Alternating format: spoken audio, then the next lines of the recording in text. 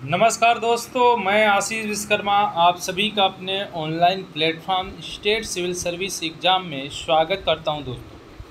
दोस्तों हम पढ़ेंगे बिहार सामान्य ज्ञान 67 और 68 बीपीएससी में जो भी बच्चे एग्ज़ाम देने वाले हैं उनके लिए बहुत ही उत्तम क्लास है।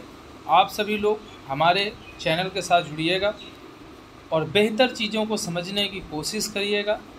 बात करते हैं, आज का जो टॉपिक होगा हमारा बिहार का इतिहास में होगा और बिहार के इतिहास में प्राचीन कालीन बिहार सबसे पहले पढ़ेंगे। उसमें जो आज का जो शासन के बारे में आपको पढ़ाएंगे वो हर्यक वंश का शासन होगा, जिसमें हर्यक वंश के शासन में बिंबिसार नामक एक व्यक्ति हैं जो भट्टी नामक एक उनके पिता थे। उनके दौरान जब उनका शासन समाप्त हुआ तो बिंबिसार के हाथ में ये शासन पहुंचा और बिंबिसार ने 544 ईसा पूर्व से 492 ईसा पूर्व तक भारतीय इतिहास में बिहार के एक इतिहास का प्रभुत्व एक अलग देखने को मिलता है। बात करते हैं अब बिंबिसार के बारे में। देखिए, सबसे पहले तो हमें बिंबिसार का शासन आपको पता होना चाहिए कि 544 से 492 ईसा पूर्व तक था। जो बच्चे भारतीय इतिहास भी पढ़ रहे हैं प्राचीन, उसमें भी बिंबिसार के बारे में बताया गया है, परंतु इतना डिटेल से बिंबिसार के बारे में जानकारी नहीं दी गई, क्योंकि वहाँ भारतीय इतिहास का एक टॉपिक है और यहाँ एक बिहार का इतिहास का टॉपिक है। इसलिए बिहार के इतिहास में बिंबिसार का एक अलग सा एक टॉपिक क्लियर हुआ है और एक काफ़ी लंबा बिंबिसार की कहानी को उद्भव किया गया है। बात करते हैं, मगध का एक शासक था जिसका नाम था भट्टी। आपको मैं अभी बता चुका हूँ कि जो भट्टी था वो बिंबिसार का पिता था और भट्टी का ही पुत्र क्या था, बिंबिसार था। उन्होंने शक्ति बल के आधार पर उस मगध पर एक नवीन हर्यक वंश, तो आपसे क्वेश्चन पूछा जा सकता है, यहाँ से एक क्वेश्चन बनेगा कि हर्यक वंश का जो संस्थापक था वो कौन था। तो हर्यक वंश का जो संस्थापक था वो बिंबिसार था। इतनी बात आप लोगों को पता हो गई होगी। तो हर्यक वंश की स्थापना किसने की थी, बिंबिसार ने। बात करते हैं, बौद्ध ग्रंथ एक महावंश था। बौद्ध ग्रंथ में उसके अनुसार से हमें ये जानकारी पुष्ट होती है कि वो 492 ईसा पूर्व तक, अर्थात उसने 52 वर्षों, पुराणों के अनुसार उसने 28 वर्ष तक शासन किया और महावंश के अनुसार उसने करीब 52 वर्ष तक शासन किया और पुराणों तक कितना दिया, 28 वर्ष। मतलब जो भी ग्रंथ थे उस टाइम के वो सभी अपना अपना ये टाइम बताते हैं कि बिंबिसार का इस समय था। पुराण अलग बताता है, महावंश अलग बताता है, दीपवंश अलग बताता है, जातक की कुछ कहानियाँ हैं उनमें अलग उनका प्रभुत्व होता है। तो इस तरह से बहुत सारे ग्रंथों में अलग अलग चीज़ें मिलती हैं। तो ये इतिहासकारों के ऊपर निर्भर है कि वो किस तरह से उन्होंने रिसर्च किया हो। बात करते हैं कि यदि मगध सम्राट का जो उत्कर्ष पूछा जाए कि मगध साम्राज्य का वास्तव में जो उत्कर्ष हुआ था वो किसके समय हुआ था, तो आप बताएंगे कि जो मगध साम्राज्य का जो उत्कर्ष हुआ था वो बिंबिसार के ही समय हुआ था। बात कर लिए कि सिहली है, सिहली जो है श्रीलंका का एक बौद्ध ग्रंथ। महावंश के अनुसार सिहली श्रीलंका, उस समय श्रीलंका को सिहली कहा जाता था, कि बौद्ध ग्रंथ महावंश के अनुसार बताया जाता है कि बिंबिसार करीब 15 वर्ष की अलवायु में, मतलब उसकी उस समय जो एज थी वो सिर्फ केवल 15 वर्ष थी, जब उसने हर्यक वंश के संस्थापक के रूप में बिंबिसार क्या कहते हैं मगध की गद्दी पे बैठा था। तो वो समय बताया जा रहा है कि मगध की जब गद्दी में वो बैठा तो उसका जो आयु थी वो 15 वर्ष थी। और ये किस ग्रंथ से हमें पता चलता है, तो श्रीलंका, जिसको हम लोग सिहली बोलते थे, श्रीलंका के बौद्ध ग्रंथ महावंश के अनुसार इस जानकारी की पुष्टि होती है। तो मगध का शासक बना था। बात करते हैं आगे। अब इसमें क्या है कि जो बौद्ध ग्रंथों के अनुसार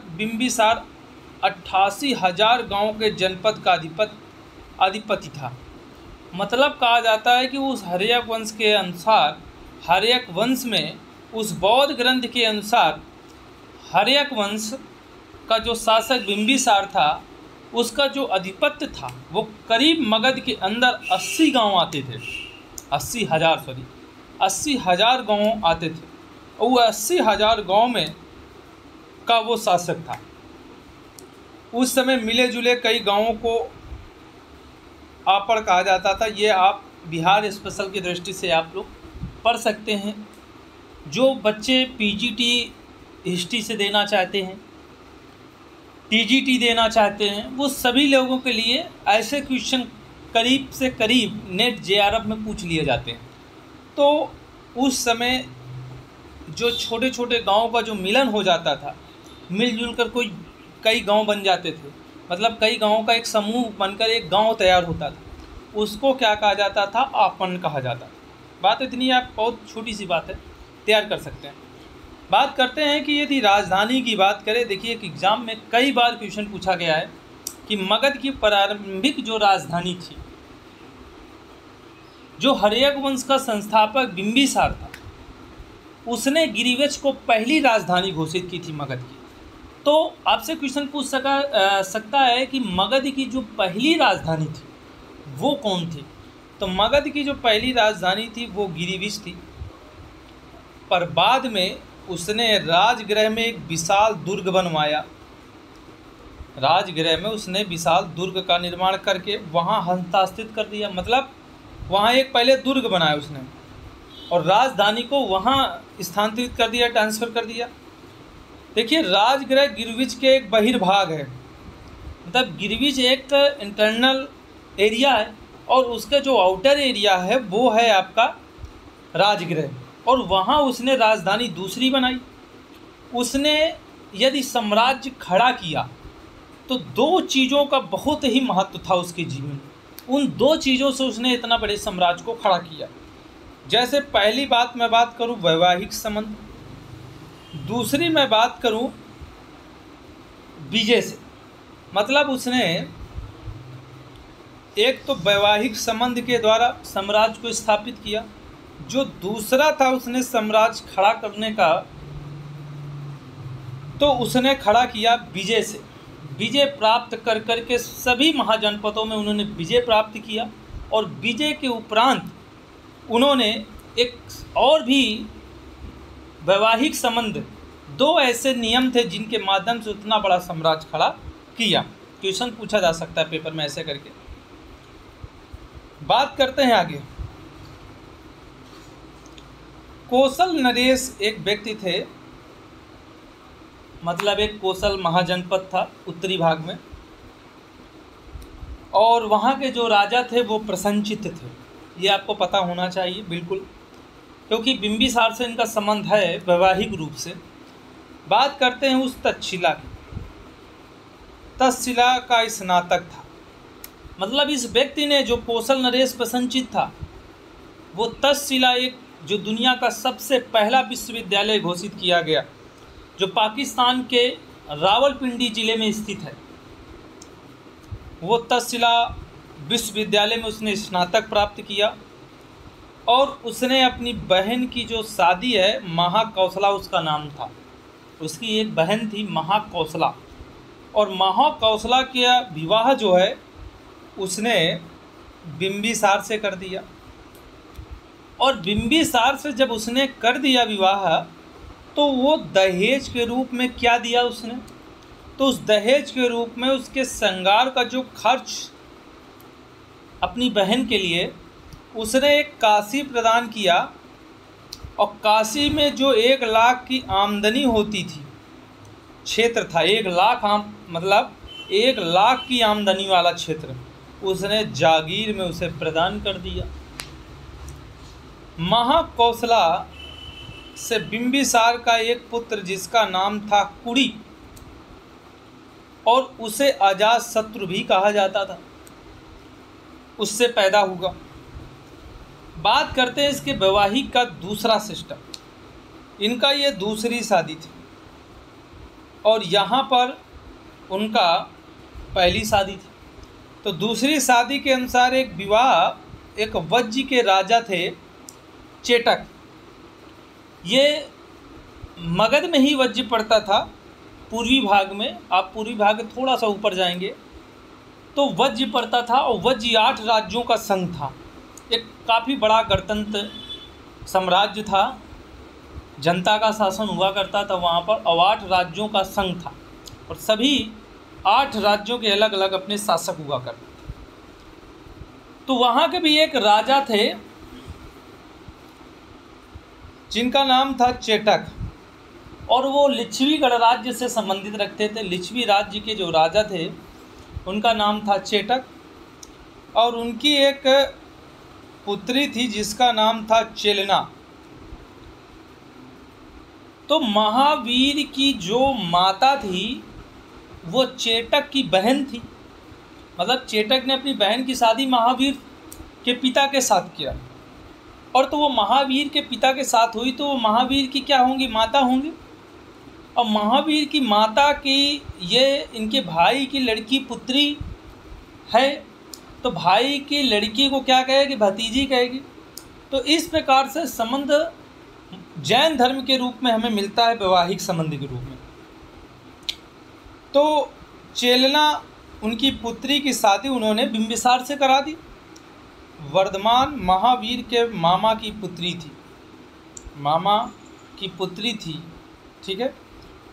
वर्धमान, आगे बात करते हैं। चेलना विदेही से बिंबिसार का एक पुत्र हल और बेहल पैदा हुए, जिसमें बिंबिसार हल और बेहल को बहुत पसंद करता था, बहुत मानता था, और अजातशत्रु इसी को लेकर के उसकी हत्या की थी।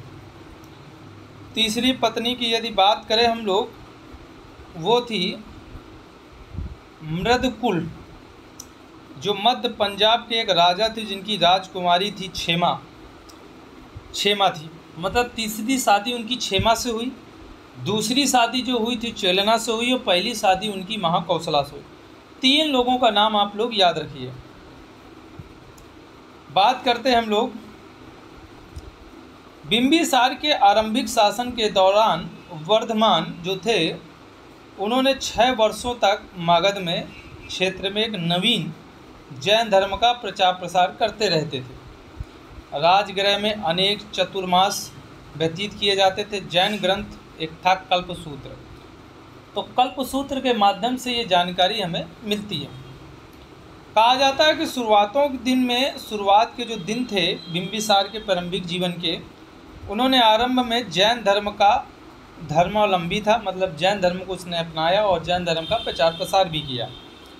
महावीर जब राजगृह के गुड़ासल चैत्र में निवास कर रहे थे, वहां पहुंचकर महावीर का दर्शन उन्होंने पहली बार किया, और उन्होंने जीव हत्या, हर तरफ की बलि प्रथा और राज्य की रोक लगा दी। मतलब राज्य के अंदर इन महावीर द्वारा दिए गए कुछ सिद्धांत के द्वारा अपने उस राज्य के अंदर उन्होंने सारे प्रावधान जो थे उन सब चीज़ों में रोक लगा दी। और प्रारंभ में महावीर के अंतिम नीति का पालक था। महावीर के अहिंसा नीति का पालक भी था। कौन? यही व्यक्ति जिनका नाम था बिंबिसार। इन्होंने अहिंसा नीति का भी पालन किया। बात करते हैं आगे।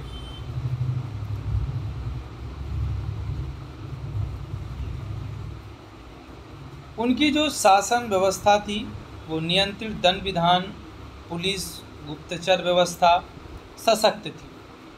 कृषक, शिल्पियों, कारीगरों, विद्वानों आदि को राजकोष से सहायता प्रदान किया जाता था उस समय। महामात्र, पात्र, सेनापति, व्यवहारिक आदि पदाधिकारियों का उल्लेख जैन और बौद्ध ग्रंथों से हमें प्राप्त किया। परंतु मगध के उत्कर्ष का जो समय था उस समय की सारी जानकारी उन शासकों से लेकर के अंतिम समय तक मगध में वो सारी जानकारी बौद्ध और जैन ग्रंथ से ही मिलती है, क्योंकि उसी समय भारत में एक बौद्ध और जैन का प्रभुत्व धर्म का सामने आया था। बौद्ध चीनी यात्री जिसका नाम था ह्वेनसांग, आप सभी लोग जानते हैं, पेपर में सबसे ज़्यादा पूछा जाता है। उसने बिंबिसार का पुल का भी उल्लेख किया कि बिंबिसार ने एक पुल भी बनवाया था। बिंबिसार के समय उस राज्य के अंदर 1/6 भाग पर भूमि कर के रूप में लेता था और कई महाजनपदों के राजदूत भी राजगृह में निवास करते थे। बिंबिसार वो भारतीय शासक था जिसने स्थायी सेना रखी। ये क्वेश्चन कई बार पेपर में पूछा जा चुका है कि बिंबिसार वो व्यक्ति था जिसने परमानेंट स्थायी सेना रखी, जिससे उसका साम्राज्य बड़ा हो, शासक में एक अलग प्रभुत्व दिखे, शासक की नींव मजबूत हो। ठीक है, इस तरह उसने स्थायी सेना रखी, जिसके कारण उसे सेणी कहा जाता था। बिंबिसार को सेणी कहा जाता था। इसी वजह से कहा जाता था, बहुत सारे लोग उपनाम के नाम से जानते तो हैं कि बिंबिसार को सेणी कहा जाता था, परंतु ये नहीं जानते कि सेणी क्यों कहा जाता था। भारतीय इतिहासकार ने उसे सेणी क्यों कहा, तो सेणी का आधार था उसने भारतीय इतिहास में सबसे पहला ऐसा मगध का शासक पैदा हुआ जिसने स्थायी सेना के रूप में काम करने का प्रावधान रखा, इसलिए उसे सेणी कहा जाता था। पहली बार उसने हाथी का भी प्रयोग किया, ये आपको याद रखना होगा। युद्ध के दौरान हाथी का प्रयोग युद्ध के दौरान, फिर बाद में शिलाखंडों को एक जगह से दूसरे ले जाने में अशोक ने बहुत सारे प्रयोग किए, चंद्रगुप्त प्रथम ने बहुत प्रयोग किया। बात करते हैं हम लोग आगे।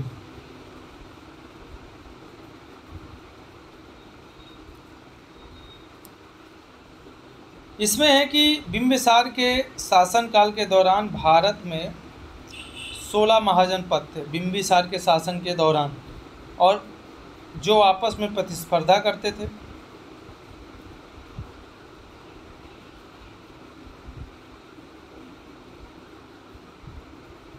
इसके बाद बात करेंगे हम लोग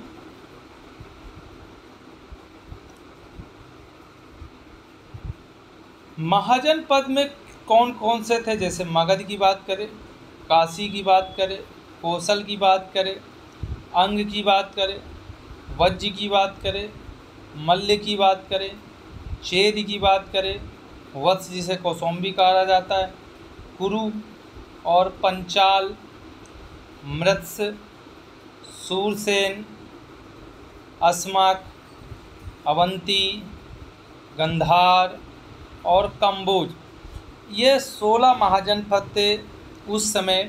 और मगध बिंबिसार के समय उत्तराधिकारी का विकास करता जा रहा था।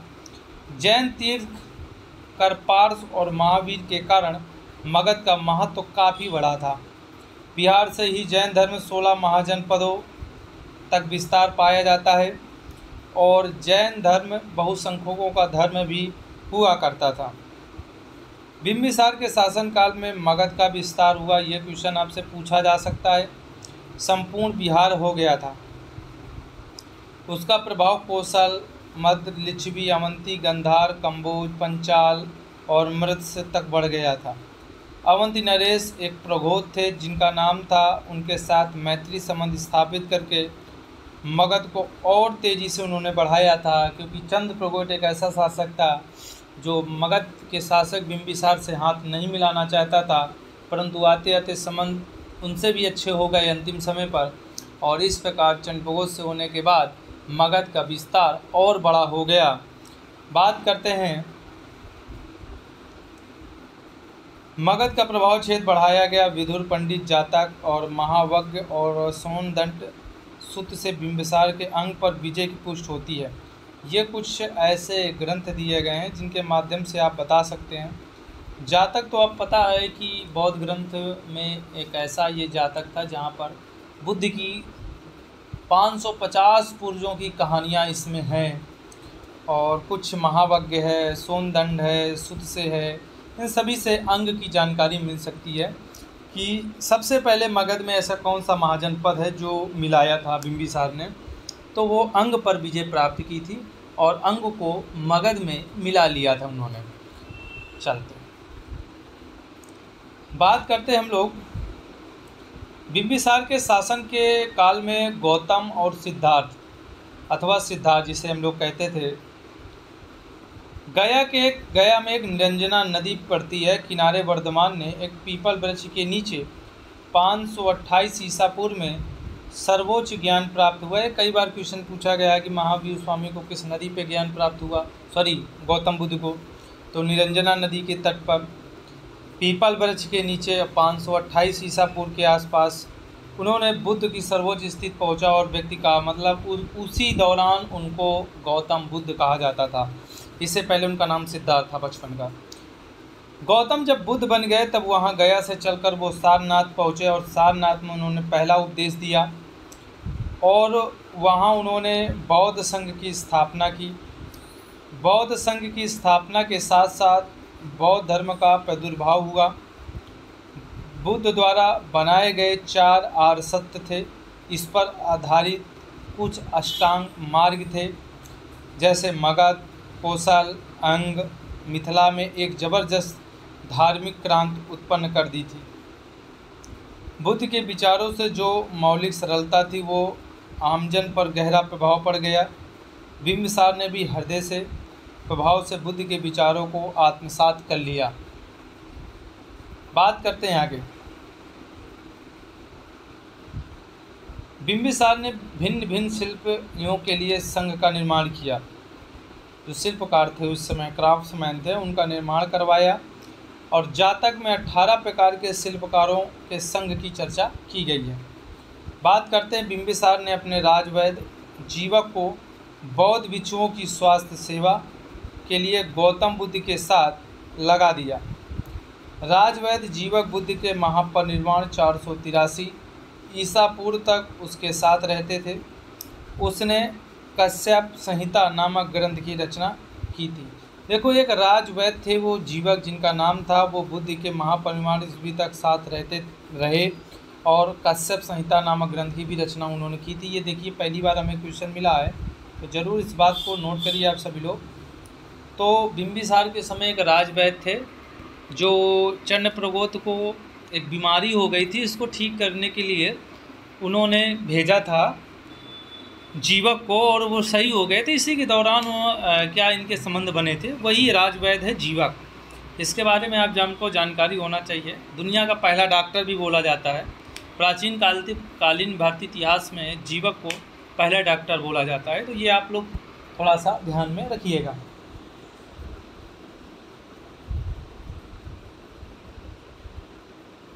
तो इस प्रकार से आज के जो सेशन था हमारे हर्यक वंश के संस्थापक बिंबिसार के बारे में, वो कंप्लीट होता है। अब हम नेक्स्ट क्लास में आपसे जल्द मिलेंगे, अजातशत्रु के बारे में जानकारी पुष्ट करेंगे। तो जिन विद्यार्थियों को हमारे सेशन को बेहतर लगा हो, बीपीएससी 67 और 68 के लिए तैयारी कर रहे हो, वो जल्दी से हमारे चैनल को सब्सक्राइब करें, लाइक करें और शेयर करें दोस्तों। तो अब हम लोग मिलेंगे अगले एक नए टॉपिक में, और बस इतना ही करते हैं। थैंक यू सो मच, धन्यवाद, जय हिंद, जय भारत।